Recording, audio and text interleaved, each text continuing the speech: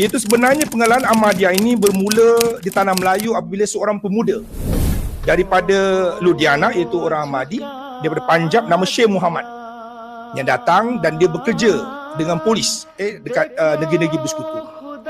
Dan yang menarik dia adalah anak beliau bernama Mubarak Ahmad, di mana Mubarak Ahmad ni kemudiannya membesar di tanah Melayu dan menyertai polis, dan kemudian pangkat tertinggi beliau adalah sebagai ADC kepada Yang Tuan Agong. Kalau perhatikan, saya tak tahu ada dalam gambar ni, ada tunjuk bagaimana beliau dalam seremoni pelantikan Yang di-Pertuan Agong yang pertama. Sebab Yang Pertuan Agong pertama tu waktu kita merdeka, dia dilantik. Di belakang tu nampak bagaimana Tuan Mubarak Ahmad berdiri waktu muda dia, dan beliau telah jaga kepada 4 Yang Pertuan Agong. Yang pertama 1, 2, 3 dan 4. Dan berbalik kepada pengiriman para mubalik, pada tahun 1935 melalui program Tarikat Jadid, Khalifah kita Mirza Bashiruddin Mahmud Hamad mengutus Maulana Ghulam Husin Ayas untuk datang ke tanah Melayu, dan beliau telah tiba pada tahun yang sama di Singapura.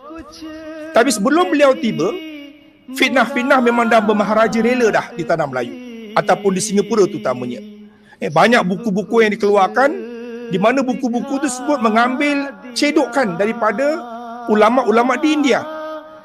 Dan kebanyakan ulama-ulama yang belajar di Timur Tengah kemudiannya mengambil buku-buku tersebut dijadikan sebagai bahan untuk menghentam jemaah Ahmadiyah.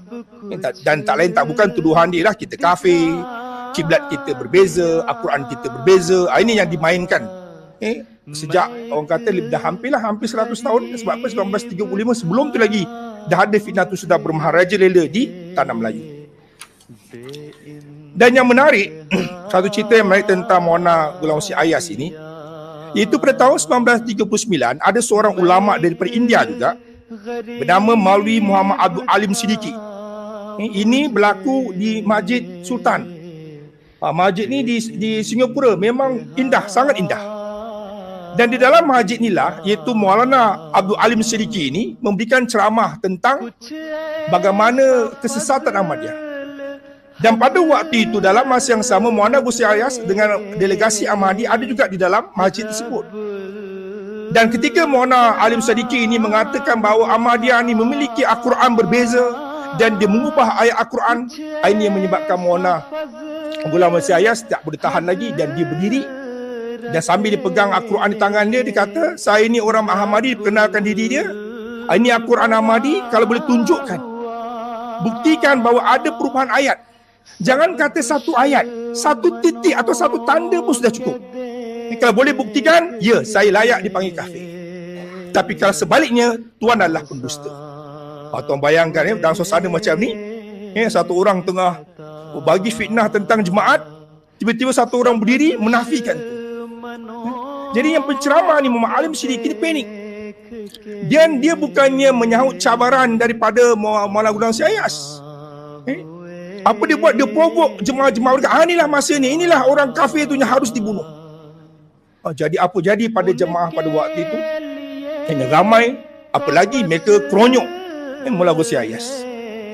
Peristiwa ni sangat mengharukan kita dan sangat penting untuk kita perhatikan bagaimana kebenaran hadis Nabi Muhammad SAW, bahawa Islam akan tinggal nama, Al-Quran tinggal tulisan.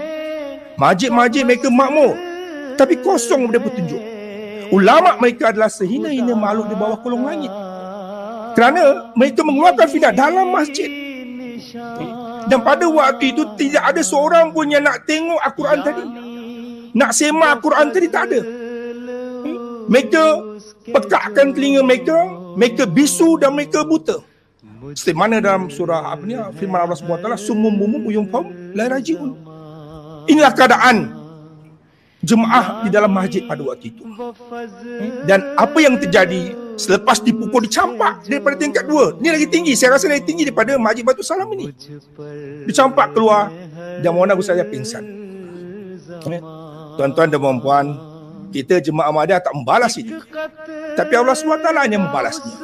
Peristiwa ini berlaku 1939. Dan selepas itu Jepun masuk ke tanah Melayu dan masuk ke Singapura. Dan kebanyakan orang-orang yang terbabit dalam pembulian tersebut, penganiayaan tersebut, kebanyakannya banyak diseksa dan mati di tentera Jepun. Perhatikan bagaimana Allah SWT memberikan balasan dan tanpa jemaah Ahmadiyah melakukan pembalasan balik.